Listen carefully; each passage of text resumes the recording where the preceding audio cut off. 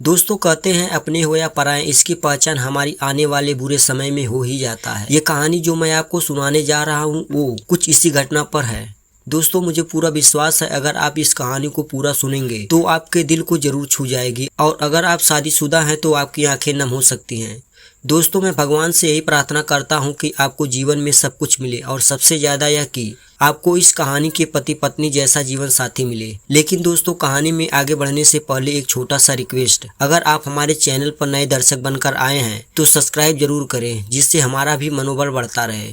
दोस्तों एक गरीब लड़का होता है जिसके पास कोई अच्छी नौकरी न होने के कारण वह किसी तरीके से रह रहा था, और उसे एक लड़की भी पसंद थी, तो वह उससे किसी तरीके से शादी कर लेता है। जिस लड़की से शादी करता वो भी कोई अमीरों के घर से नहीं थी, लेकिन लड़के के मुकाबले उसकी परिस्थितियां अच्छी थी। दोनों की शादी हो गई, लेकिन शादी के कुछ महीनों बाद ही दोनों के लिए खुद का खर्चा चलाना कठिन होता जा रहा था। लड़की का पति बड़ी मुश्किल से गुजर बसर करने लायक पैसे कमा पाता था, लेकिन कहते हैं दोस्तों अगर आज के जमाने में परिवार अच्छा मिला है तो थोड़े से पैसों में आदमी हंसी खुशी से जिंदगी काट लेता है। कुछ ऐसी ही थी उसकी पत्नी। वह परिस्थितियों को अच्छे से समझ रही थी, इसीलिए वह कोई ऐसी डिमांड बिल्कुल नहीं करती जिससे उसका खर्चा बढ़े और उसके पति को तकलीफ हो। एक दिन सुबह सुबह उसकी पत्नी ने अपने पति से कहा, देखिए जी, मेरी हेयर क्लिप टूट गई है जो बालों में लगाई जाती है, अगर हो सके तो एक नई खरीद कर ला दीजिए, क्योंकि मेरे बाल काफी लंबे हैं और बिना क्लिप के उन्हें संभालना काफी कठिन हो जाता है। उसका पति पहले तो कुछ सेकंड तक कुछ नहीं बोला, फिर उसने अपनी पत्नी से कहा,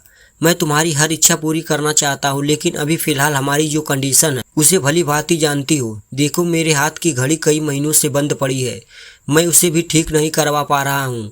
अब तुम ही बताओ कि मैं तुम्हारे लिए नई क्लिप कैसे खरीद कर लाऊं। इतना कहकर वो अपने काम के लिए निकल गया, लेकिन पूरा दिन वह यही सोचता रहा कि मेरी पत्नी ने पहली बार मुझसे कुछ मांगा है, और ऐसी चीज मांगी जो मुझे खुद ही अपनी पत्नी में सबसे ज्यादा अच्छी लगती है।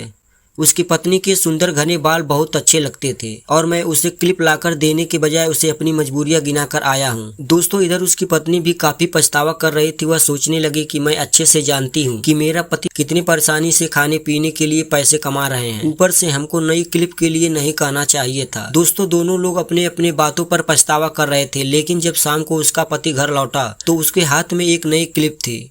उसने खुशी से अपनी पत्नी को आवाज लगाई। उसकी पत्नी अपने पति के सामने आई तो उसे अपनी पत्नी में कुछ बदलाव नजर आया। वह ध्यान से अपनी पत्नी के सिर पर देखा तो उसे पता चला कि उसकी पत्नी ने अपने लंबे लंबे घने बाल अब छोटे करा लिए थे। तभी उसका पति बालों में लगाने वाली क्लिप अपनी पत्नी के हाथों में देते हुए पूछा, तुमने अपने बालों के साथ क्या किया? मुझे तो छोटा लग रहा है, मैं तुम्हारे लिए एक दुकान से नई क्लिप लेकर आया हूँ। दोस्तों वो ऐसा कह ही रहा था, तभी उसकी पत्नी ने अपने हाथ में पकड़ी हुई नई घड़ी पति के हाथ में पहनाते हुए कहा कि अब मुझे इस क्लिप की कोई जरूरत नहीं है, क्योंकि मैंने अपने लंबे बाल काट कर उन्हें बेच दिया, और उनसे जो पैसे मिले मैंने आपके लिए नई घड़ी खरीद कर लाई हूँ। उसने अपनी पत्नी का इतना प्यार देखकर उसकी बात सुनकर पति की आंखों में आंसू निकल आए। उसकी पत्नी ने अपने पति के आंसू पोंछते हुए पूछा कि आप यह क्लिप के लिए पैसे कहाँ से लाए?